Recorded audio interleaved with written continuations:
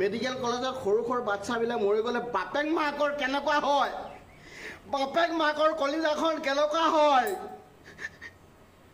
এটাই মাত্ৰ সন্তান হিমন্ত বিশ্ব শৰ্মা ডাঙৰীয়া, আপুনি এটা কথা কৈছোঁ, আপুনি মেডিকেল কলেজ খোলক, ল'ৰা ছোৱালী মেডিকেল পঢ়াওক, ডক্টৰ বনাওক, ডক্টৰ বনাওক। মই কোনো আক্ষেপ নাই, মোৰ ল'ৰাকো মই ডক্টৰ বনাম বুলি ভাবিছিলোঁ, কিন্তু পেচেণ্ট চোৱা, ৰোগীক চোৱা এটা পাৰ্ট কৰক আৰু ষ্টুডেণ্ট পঢ়োৱা এটা পাৰ্ট কৰক।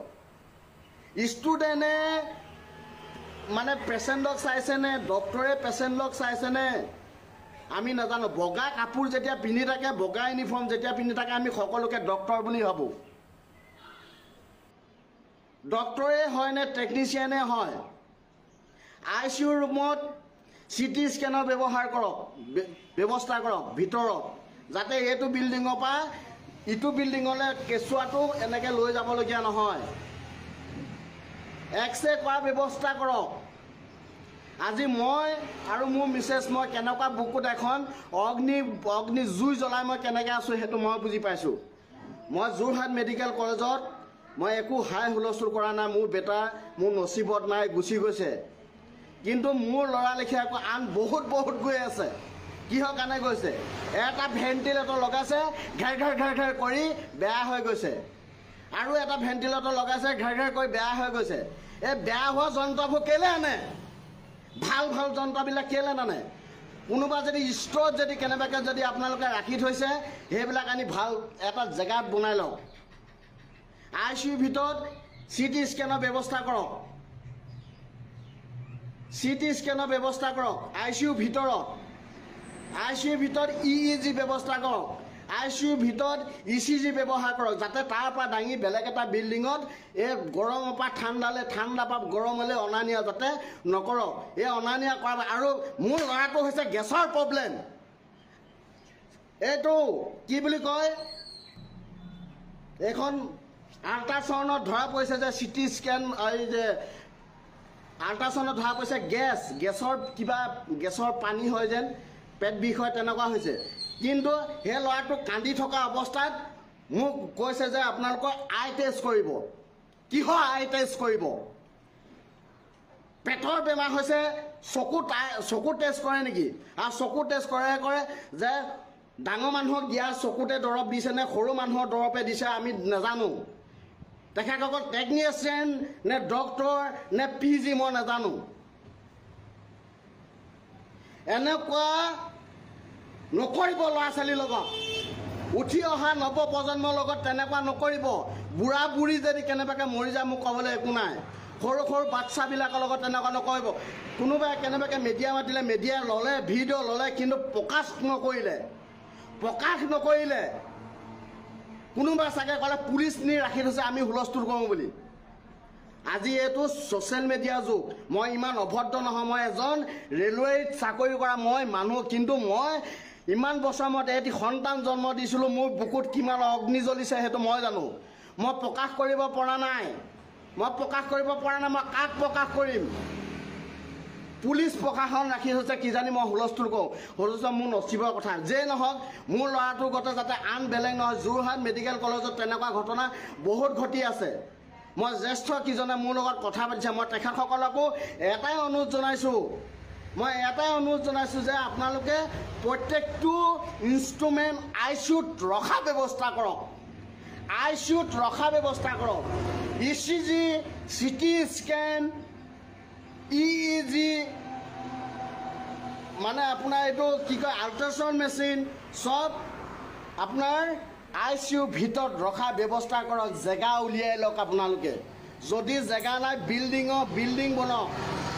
যদি নহয়, আপোনালোকে জেগা উলিয়াই লৈ আপোনালোকে কিমান পেচেণ্ট ৰাখিব পাৰে তাৰ মেজাৰমেণ্ট কৰি পিনে আপোনালোকে কাম কৰক। স্বাস্থ্যকেন্দ্ৰ আমাক লাগিব, মেডিকেল কলেজ আমাক লাগিব। উঠি অহা নৱপ্ৰজন্ম আমি ডাক্তৰ বনাম, কিবা কৰাম, আমি মানৱ সেৱা কৰিম। তাত থকা কোনো লোকে কিমান মানৱ সেৱা কৰি আছে আমি দেখি আছোঁ। মই যিমানকেইদিন তাত থাকিলোঁ, কোনে কিমান মানৱ সেৱা কৰিছে মই জানি আছোঁ। কোনে কেনেকৈ মানৱ সেৱা কৰিছে মই দেখি আছোঁ। কেনেকৈ মানৱ সেৱা কৰিছে মই দেখি আছোঁ। এটা টিকেট কাটিবলৈ লগে কম্পিউটাৰত ৰিচিপ্ট এটা কাটিবলৈ হ'লে 15-20টা মানুহৰ লাইন লগাব লাগিব, লাগিলে পেচেণ্ট চিৰিয়াছ হৈ থাকক। তেজৰ বটল, তেজৰ চিচি এনেকৈ লৈ থাকোঁতে তেজ শুকাই যায়। সেইটো কি ৰিপৰ্ট আহিব? তেজ ব্লাড এনেকৈ লৈ থাকোঁতে ব্লাড শুকাই যায়। সেই শুকাই যোৱা ব্লাডটো কি ৰিপৰ্ট আহিব? পাচাব লৈ থাকোঁতে তাৰ অৱস্থা বেয়া হৈ যায়গৈ। 2 ঘণ্টাৰ ভিতৰত পাচাব টেষ্ট কৰিলে ভেৰি গুড ৰিপৰ্ট পোৱা যায়। কিন্তু মই যদি পাচাবটো যদি এনেকৈ যদি লৈ থাকোঁ, সেই পাচাবৰ ৰিপৰ্টটো সহি আহিবনে? শুদ্ধ আহিবনে? নাহে। আমি মেডিকেলৰ বিষয়ে ইমান নাজানো যদিও আমাৰ বিজ্ঞানৰ বিষয়ে অলপ হ'লেও অকণমান হ'লেও জ্ঞান আছে। যেতিয়া আমি স্কুল পঢ়িছিলোঁ, মই এটাই অনুৰোধ জনাইছোঁ, স্বাস্থ্য বিভাগক এটাই জনাইছোঁ, মোৰ বেটাটো লেখীয়া যাতে আনৰ বেটাও নহওক। বহুত চিৰিয়াছ পেচেণ্ট মই দেখি থৈ আহিলোঁ, ডক্টৰৰ অভাৱ। পৰহি যেতিয়া ভেণ্টিলেশ্যনত ৰাখিছোঁ, মোৰ ল'ৰাটো মেচিন দুবাৰ বেয়া হৈছে। যোৰহাট মেডিকেল কলেজত ডক্টৰৰ অভাৱ। এজন ডক্টৰ কমচে কম 4-5জন PG আছে, পষ্ট গ্ৰেজুৱেটেড। কিন্তু তেখেতসকলে অকলে কভাৰ কৰিব নোৱাৰে ইমানখিনি ইমাৰ্জেঞ্চি পেচেণ্ট। কিন্তু ডক্টৰৰ এনেকুৱাই অভাৱ। ডক্টৰৰ অভাৱৰ ক্ষেত্ৰত আজি মোৰ পেচেণ্টটো চাবনে আৰু বেলেগ পেচেণ্টক চাব? মেচিন এবাৰকৈ নহয় 2বাৰ বেয়া হৈছে। মোৰ কাষতে থকা এজনী ছোৱালীও ডেথ হৈছে পৰহি, আৰু মোৰ ইমাৰ্জেঞ্চি বুলি কৈছে।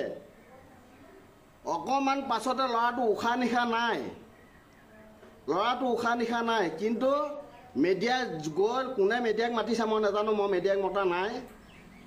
কোনোবাই মিডিয়াক মাতিছে। হুলস্থুল যেতিয়া হৈছে, ল'ৰাটো কেনেবাকৈ ভেণ্টিলেটৰ কিবাকিবি দি উশাহটো আনি থোৱাৰ লগে কৈ দিলে চাগৈ যে ল'ৰাটো ডেথ নাই হোৱা, ছোৱালীজনীহে ডেথ হৈছে। ল'ৰাটো ডেথ এতিয়ালৈকে হোৱা নাই। তেনেকৈ বুলি যেতিয়া ক'লে, মিডিয়াই সেইখিনিও কি কৰিলে, কালি প্ৰকাশ নকৰিলে। মোৰ ল'ৰাটোহে মৰা নাই, আৰু এটাটো মৰি গ'ল। সেইটো কি হ'ল? মেডিকেল কলেজত সৰু বাচ্চাবিলাক মৰি গ'লে বাপেক মাকৰ কেনেকুৱা হয়?